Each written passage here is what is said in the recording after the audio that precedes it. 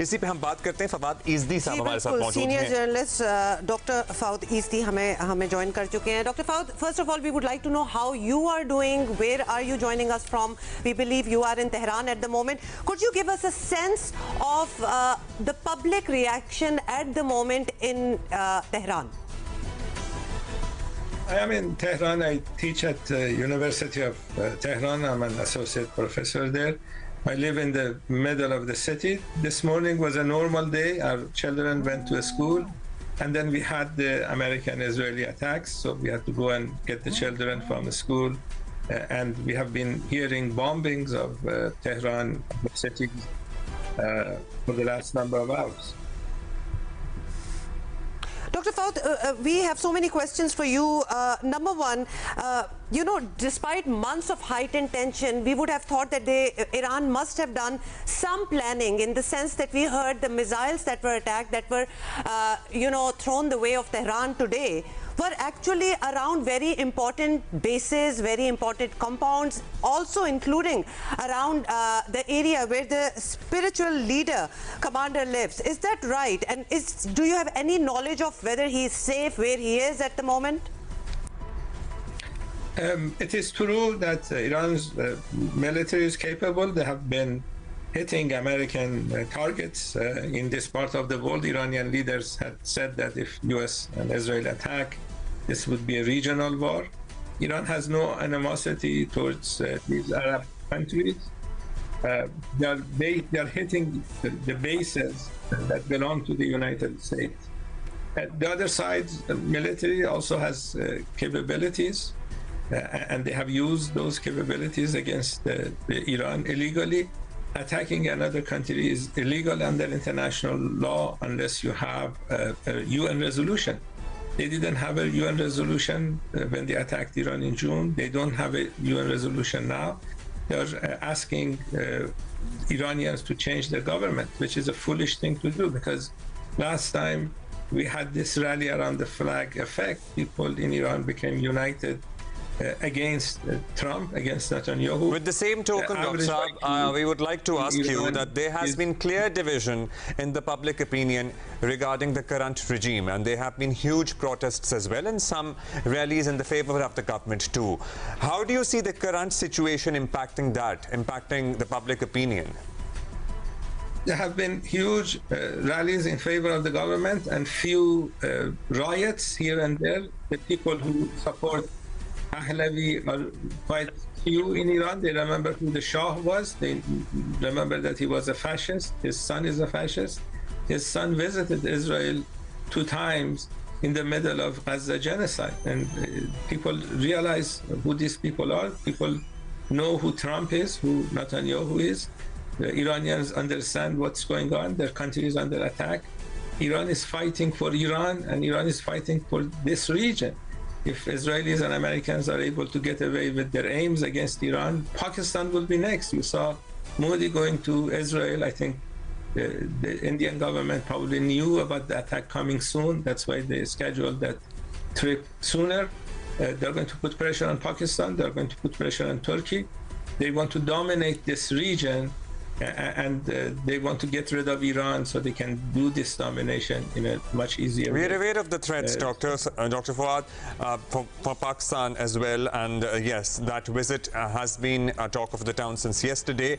But talking about the current situation, we would again like you to share something about the condition and the whereabouts of the key leadership in Iran, because there have been rumors about their safety and well-being. You know, we have access to news media the same way you do, so I don't have any special news for you. What I can tell you is that repeating Western media propaganda points against Iran is not going to be useful for anyone. They wanted to do a color revolution last time in Iran. They failed. We had Mossad agents organizing these riots. This is not an Iranian professor saying this. This is Mike Pompeo, the former head of CIA, the former Secretary of State, sending New Year's greetings to Mossad agents. He hasn't deleted that tweet. So Iran is facing serious challenges. The country has a very long history. It's an ancient civilization. Aggressors have come and gone. The Iranian nation has been able to survive these aggressors throughout ages. They will survive Trump. They will survive Netanyahu. They want to disintegrate Iran. They want to balkanize Iran. That's why they want to change Iran's government, because the current government doesn't allow that. So we need the prayers of our friends, our neighbors, to make sure that the culture of resistance in Iran will continue to resist.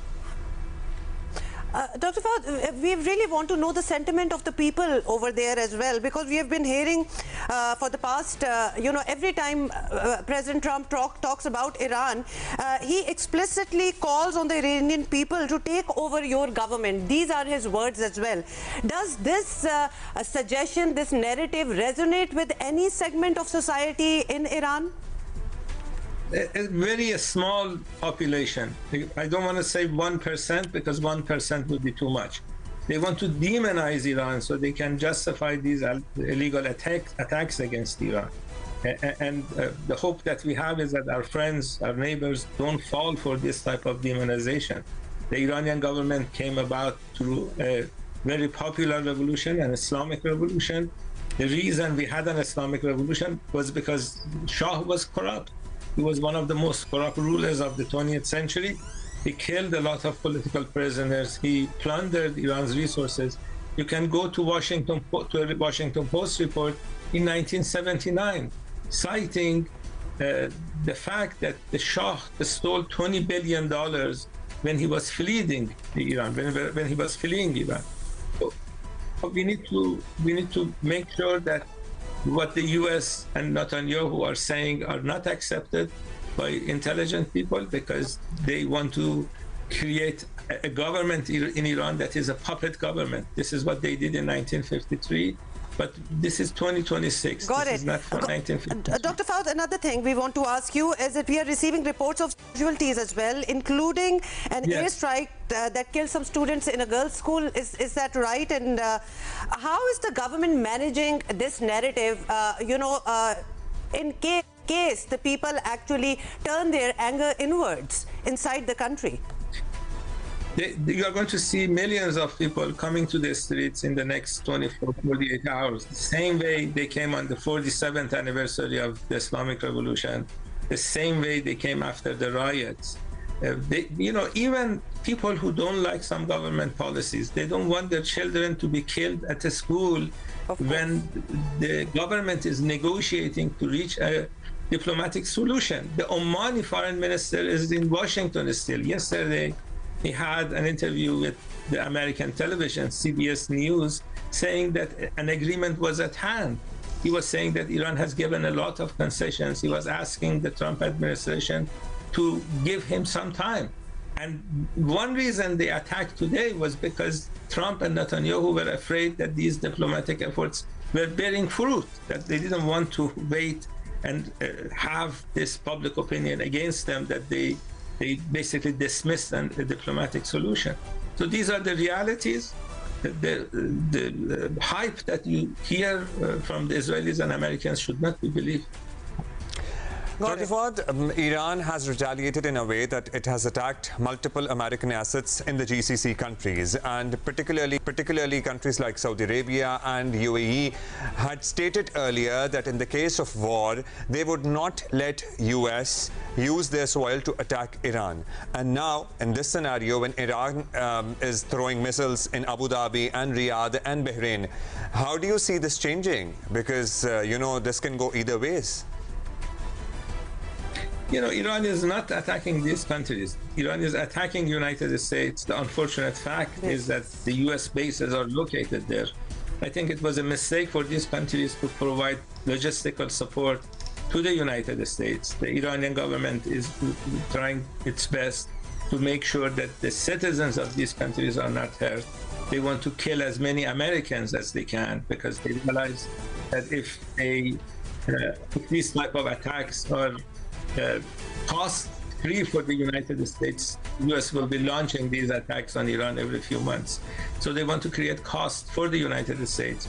Iran's relationship with these neighbors, especially countries like Qatar and Oman, has been quite good. and Iran wants to keep these relationships good. They don't want to create a regional war in that sense. They want to make sure that only American bases and bases of countries that have supported the other side are hit. Let's see how these countries react so far to these attacks. Although, obviously, clearly the American assets are being targeted by Iran in these countries. Thank you for your time. Thank you Please for take your care time. of yourself.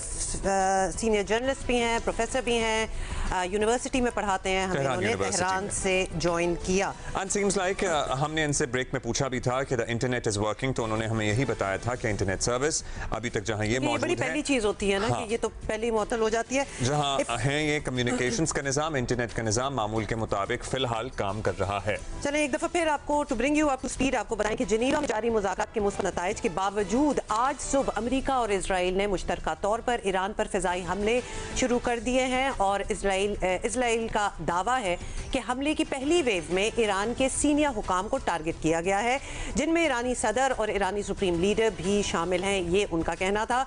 और ईरानी सदारती महल और supreme leader के compound के करीब 7 missile गिरे. ईरानी media के मुताबिक हमलों में सदर मसूद महफूज रहे. आयतुल्लाह खामेनी जो हैं उनको महफूज मकाम पर मुंतकिल कर दिया गया.